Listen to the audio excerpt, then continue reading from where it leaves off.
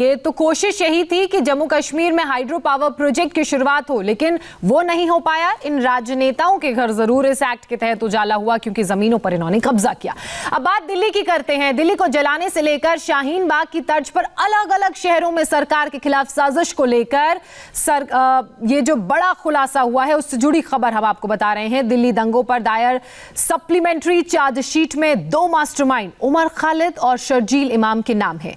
इनके WhatsApp chat से ये पता चला है कि शाहीन बाग में सीएए के खिलाफ जो प्रोटेस्ट हो रहा था उसका मास्टरमाइंड शर्जील इमाम था और ये बात उसने खुद अपने भाई मुजम्मिल के साथ एक व्हाट्सएप चैट पर कबूल भी की है। सिर्फ यही नहीं, शर्जील इमाम लगातार जेएनयू, अलीगढ़ मुस्लिम यूनिवर्सिटी और जामिया के स्टूडेंट्स के साथ चक्का जाम के नाम पर बड़ी साजिश की तैयारी कर रहा था।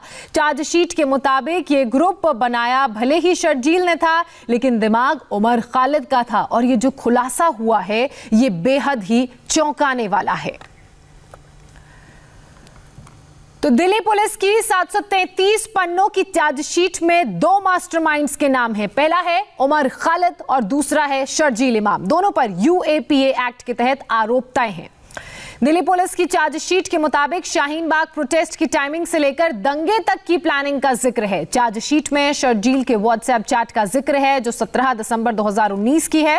चैट में शर्जील इमाम कह रहे हैं कि वो अभी भी शाहीन बाग में है और उसने पूरे दिन रोड ब्लॉक की। ये अब भी जारी है, लेकिन एक रोड खोल दी गई है। इसके बाद शर्जील इमाम ने कहा कि वो कल सुबह दोनों तरफ से रोड ब्लॉक करेंगे। तो ये जो व्हाट्सएप चैट में बातें सामने आई हैं और चार्जशीट जो 733 पन्नों की है उसमें ये जो सारी बातें सामने आई हैं वो बताने के लिए काफी है कि इस पूरे घटनाक्रम में मास्टरमाइंड कौन था। अतुल भाटिया मेरे सहयोगी हमारे साथ जुड़ चुके हैं, सीधे अतुल का रुख करेंगे। अतुल, चार्जशीट से बहुत बड़ा खुलासा हुआ है और खुलासा व्हाट्सएप चैट के जरिए भी। बिल्कुल, देखिए जिस तरीके से दिल्ली पुलिस की स्पेशल सेल ने यूएपीए में केस रजिस्टर किया था, सबसे खास बात यहां पर यह थी कि जो फोन थे उन फोन से इलेक्ट्रॉनिक एविडेंस जो है वो दिल्ली पुलिस स्पेशल सेल ने बरामद किए थे। किस तरीके की चैट्स की गई थी, किस तरीके से ग्रुप्स बनाए गए थे और दिल्ली के दंगों के दौरान कहां-कहां ये लोग गए, किस उससे पहले प्लानिंग की। खासतौर से जब की यात्रा थी तो सबसे अहम इन लोगों का रोल यह था कि किस तरीके से इंटरनेशनल मीडिया का अटेंशन लेना है, किस तरीके से जो और भी आंदोलन चल रहे हैं उनको कैसे एग्रेसिव करना है। और शाहीन बाग के अलावा 24 और जगहों पर प्रोटेस्ट साइट जो है उनको स्टार्ट किया गया। तो पूरी प्लानिंग थी कैसे दंगों को भड़काना है, कैसे एग्रेसिव करना है तो और कैसे जिस तरीके सीए और एनआरसी का विरोध करने के लिए शर्जील इमाम समेत जो 3 आरोपी दिल्ली पुलिस ने इस पूरी चार्जशीट के अंदर बनाए हैं। और कल शाम को ही दिल्ली की जो कंटोनमेंट कोर्ट है उसने के ऊपर ज्ञान लिया है और इस केस को आगे चलने की इजाजत दे दी है। तो पूरा जो दिल्ली पुलिस की चार्जशीट है उसमें जो किस तरीके से पूरे जो दंगे हुए, कैसे 50 लोगों की मौत हुई, इसकी पूरी साजिश का खुलासा जो है वो दिल्ली पुलिस स्पेशल सेल ने किया है। अच्छा अतुल, 733 पन्नों की ये चार्जशीट है, इसमें और कौन कौन सी अहम बातें हैं? देखिए ये जो पूरी चार्जशीट है इसके अंदर शर्जील इमाम समेत जो मेन एक्यूज थे उनकी जो इलेक्ट्रॉनिक डाटा है वो दिल्ली पुलिस स्पेशल सेल ने उनके फोन से जब्त किया, फोन उनके जब्त किए गए थे और उन फोन से जो भी इलेक्ट्रॉनिक एविडेंस निकले उनको बाकायदा सबूत के तौर पर कोर्ट के अंदर पेश किया गया। जो सप्लीमेंट्री चार्जशीट है उसके अंदर पेश किया गया और कोर्ट ने इस बात को माना कि पर्याप्त सबूत है इस केस को आगे चलाने के लिए, यूएपीए के तहत चलाने के लिए। दंगा भड़काने की जिस तरीके से कोशिश की गई डोनाल्ड ट्रंप की यात्रा के दौरान, जिस तरीके से पूरा हाँ अतुल, शर्जील की चैट आफरीन फातिमा के साथ भी हुई है। ये चैट 9 जनवरी 2020 की है। शर्जील इमाम ने कहा कि कल दोपहर एमएसजे की एक मीटिंग बुलाएं अगर तुम जेएनयू में हो। आफरीन फातिमा ने कहा हाँ, जिसके बाद शर्जील इमाम ने कहा कि वो जामिया में एक मीटिंग प्लान कर रहा है। शर्जील इमाम ने कहा कि वो 100 से 200 लोगों के साथ जेएनयू, जामिया, शाहीन बाग, पुरानी दिल्ली, सीलमपुर, एएमयू में प्रदर्शन की प्लानिंग कर रहा है। तो अतुल,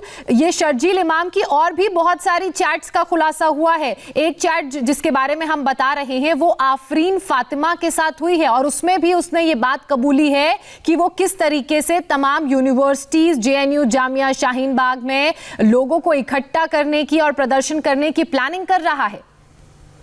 बिल्कुल देखिए, शर्जील जो है वो मेन कॉन्स्पिरेटर दिल्ली दंगों का, वो दिल्ली पुलिस स्पेशल सेल ने बनाया है। चैट्स हुई है, इसके अलावा जो सीलमपुर के अंदर एक सीक्रेट ऑफिस नाम दिया है दिल्ली पुलिस की स्पेशल सेल ने, जहां पे सीक्रेट मीटिंग होती थी। आपको याद होगा कि जो दंगों की शुरुआत हुई थी वो चांदबाग और जाफराबाद से हुई थी।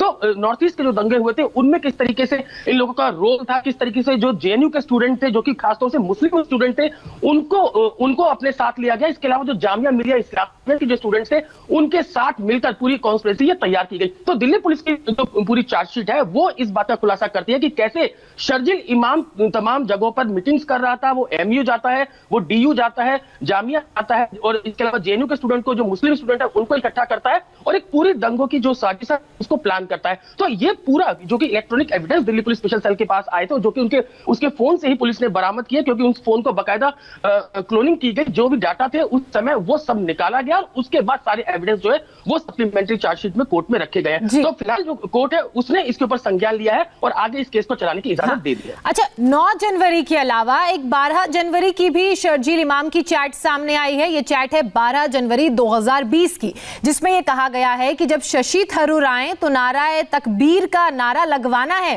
अतुल, बिल्कुल बिल्कुल, देखिए पूरी जो प्लानिंग थी वो किस तरीके से, आपको याद होगा कि जेएनयू के अंदर कई नेता जो विपक्ष के वो भी वहां पर जाते थे, जिसके ऊपर जो कई बार विवाद भी हुआ था सीए और एनआरसी के विरोध में। तो तमाम नेता जब पहुंचते थे, खासतौर से विपक्ष के जब नेता पहुंचते थे, तो उनको किस तरीके से अटेंशन देना है, किस तरीके से उसको मीडिया में सामने लाना है, पूरा एक विरोध किस तरीके से प्रोटेस्ट करना है, इसकी एक पूरी प्लानिंग जो है वो जेएनयू के अंदर की गई थी। तो ये तमाम चीजें जो है वो दिल्ली पुलिस ने अपनी चार्जशीट में रखी है। तमाम चैट्स जो है किन नेताओं से इनकी मुलाकात हुई थी, इसके अलावा जो और भी कई मीटिंग्स है जिनका खुलासा जो है वो दिल्ली पुलिस स्पेशल सेल ने किया है। बाकायदा फोटोग्राफ उनके लगाए गए हैं जो कि इन्हीं एक्यूज के फोन से रिकवर किए गए हैं। तो पूरी जांच पड़ताल के बाद और अब यूएपीए के तहत जो है वो शर्जील इमाम के खिलाफ चार्जशीट जो है सप्लीमेंट्री चार्जशीट वो कोर्ट में फाइल। अच्छा अतुल, एक और बेहद अहम चैट का खुलासा हुआ है जो 18 जनवरी की है, जिसमें सीलमपुर जाफराबाद में प्रदर्शन के लिए लोगों को उकसाने की प्लानिंग है।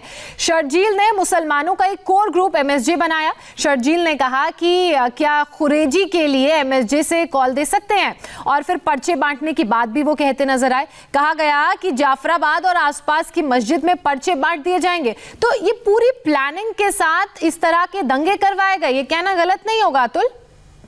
बिल्कुल बिल्कुल, जो देखिए चार्जशीट में जिस तरीके से दिल्ली पुलिस ने जो कोर्ट के अंदर दाखिल की है उसमें साफ लिखा है कि कैसे जो मस्जिद थी उनके आसपास के इलाके थे वहां पर पहले जो पंपलेट्स है वो बांटे गए, जो भाषण है वो काफी एग्रेसिव थे, किस तरीके से मुस्लिमों के खिलाफ जो है वो सरकार कर रही है, ये बात तमाम पर कहीं पंपलेट्स काफी जो है वो बांटे गए। और जितना भी जो बता सकते थे, झूठ बोल सकते थे, जो एक नफरत फैला सकते थे मुसलमानों के बीच में, वो फैलाने की कि ये सरकार जो है वो मुसलमानों के खिलाफ है, मुस्लिम को आगे आना चाहिए, इसके विरोध करना चाहिए। एक पूरी प्लानिंग के तहत ये साथ किया है। शर्जील इमाम जो है वो इसके अंदर बेहद अहम कड़ी था, क्योंकि वो एमयू भी जाता है, जेएनयू के अंदर भाषण देता है।